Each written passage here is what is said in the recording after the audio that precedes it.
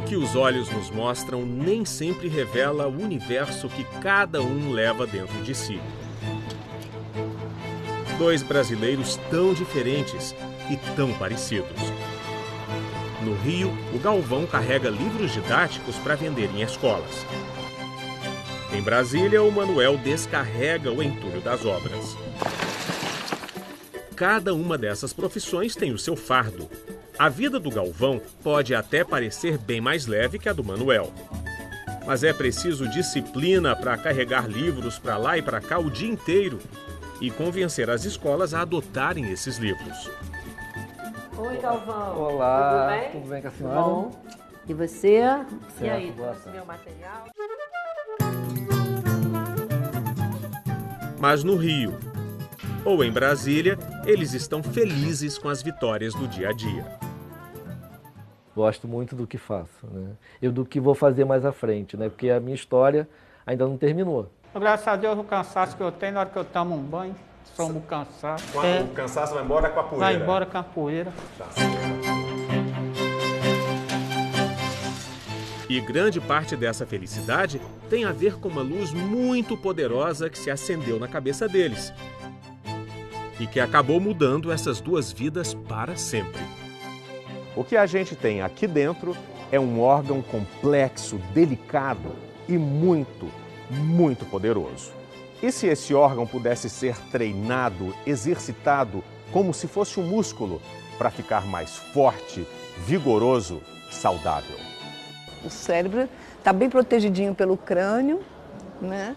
E ele está ali e se desenvolve ao longo da vida. E é um órgão que a gente pode e deve exercitar.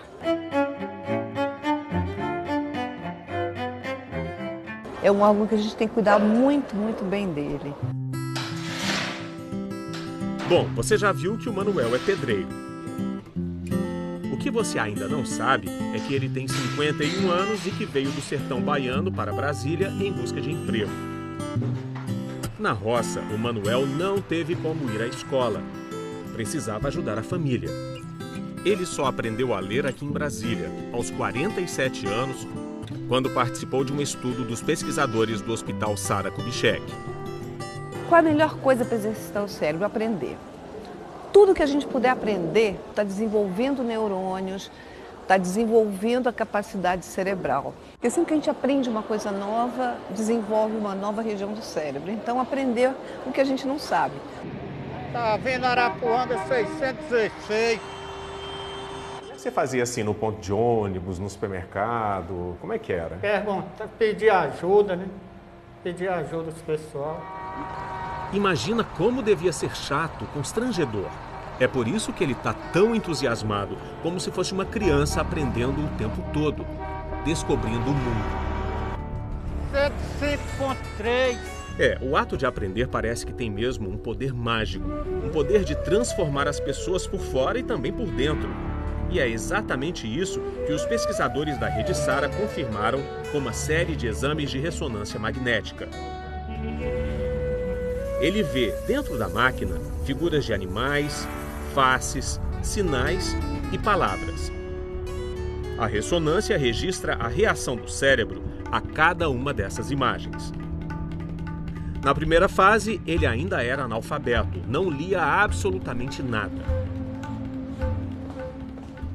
Oi, Manuel, vamos lá? Tudo bem? Tudo bem. Vamos fazer um novo exame para acompanhar como está se desenvolvendo o seu cérebro lá dentro. Está acendendo um monte de luzinha. Isso.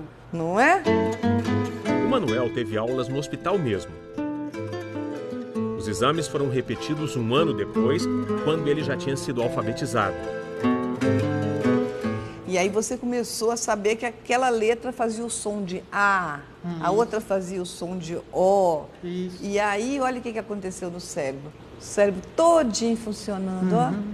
Olha aqui, ó, como era e como ficou. Mudou, né? Mudou, não ficou bonito? Ficou bonito, parabéns. É impressionante a diferença.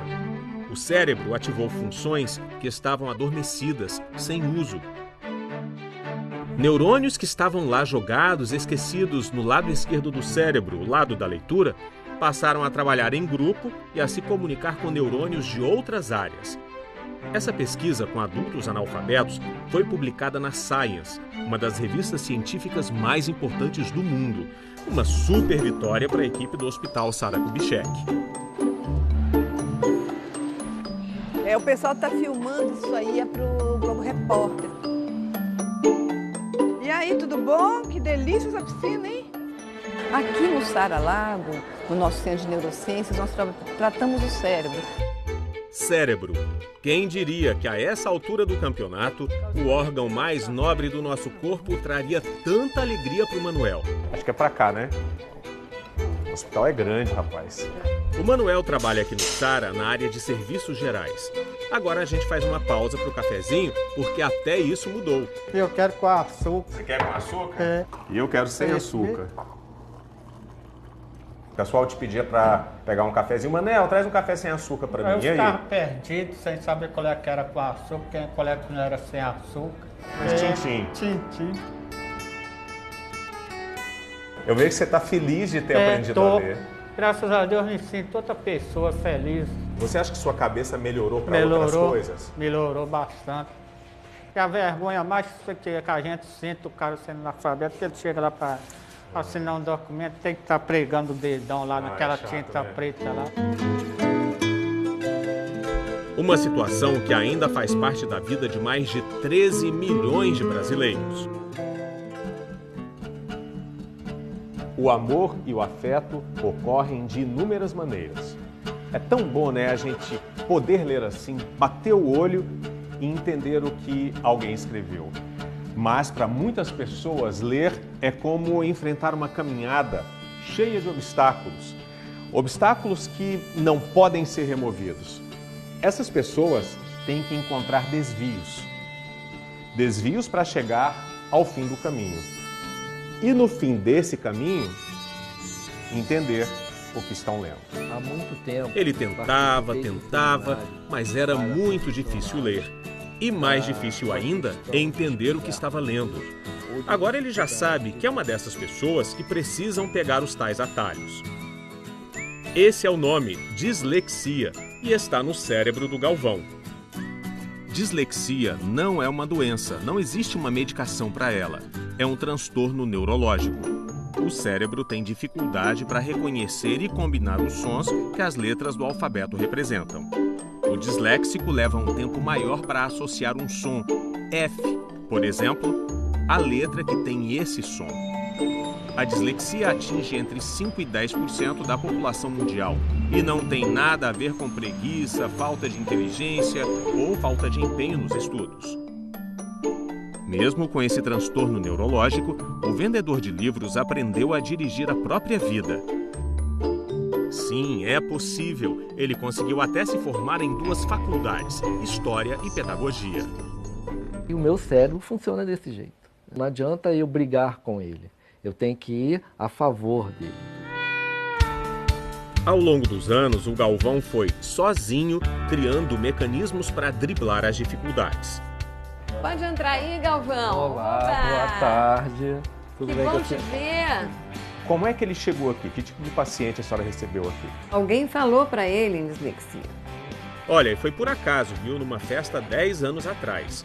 A gente foi dançar, né, lá.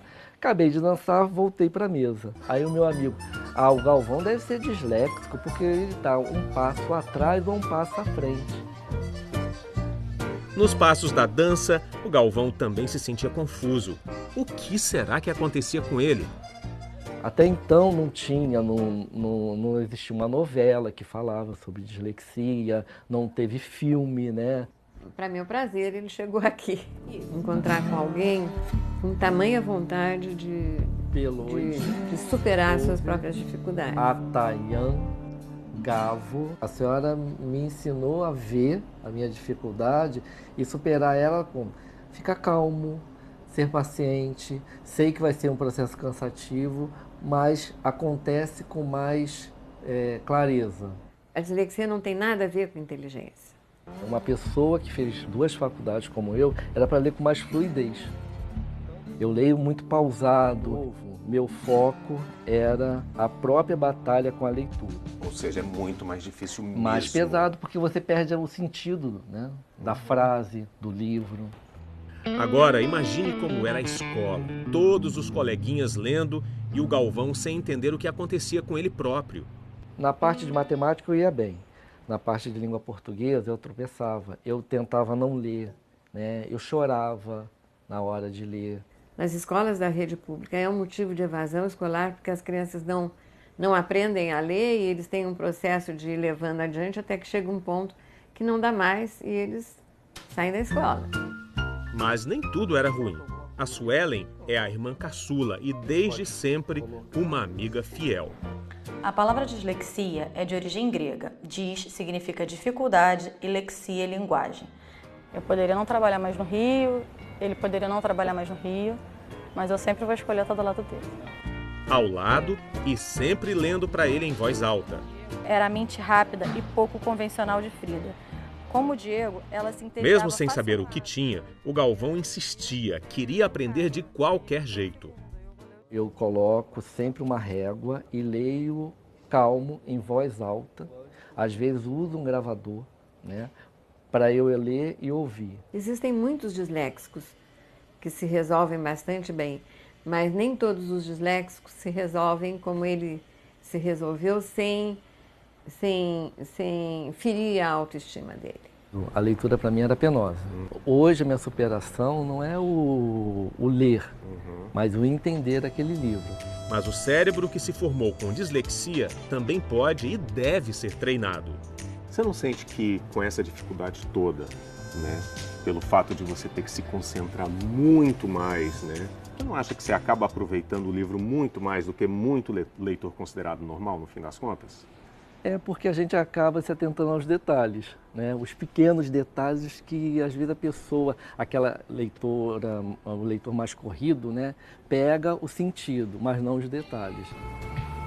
E se a melhor coisa para o cérebro é aprender, eu mesmo aprendi que esse órgão fantástico tem mesmo um poder transformador. Olha só como o Manuel está confiante. Quantos anos você tem? Você perguntou minha idade, agora tem que saber 45. Vou fazer 46. 46? Tá novo. É, médio, né? Eu acho que eu tô mais novo que você. Tá, porque você Tá vendo? Se a gente dá uma forcinha para o cérebro ficar mais ativo, ele dá em troca uma vida mais saudável e feliz. A gente dá um alívio agora, com 2 diplomas, trabalhando, lendo. Sim, E como bom pensador, persistente que é, o Galvão é quem faz agora a pergunta. Vai realmente ajudar as pessoas eu falando isso? Ah, Galvão, essa é fácil, tá? A resposta é sim. Quanto mais a gente aprende, mais o nosso cérebro agradece com este retrato ao vivo e a cores. Respiração. Você sabia que ela nos ajuda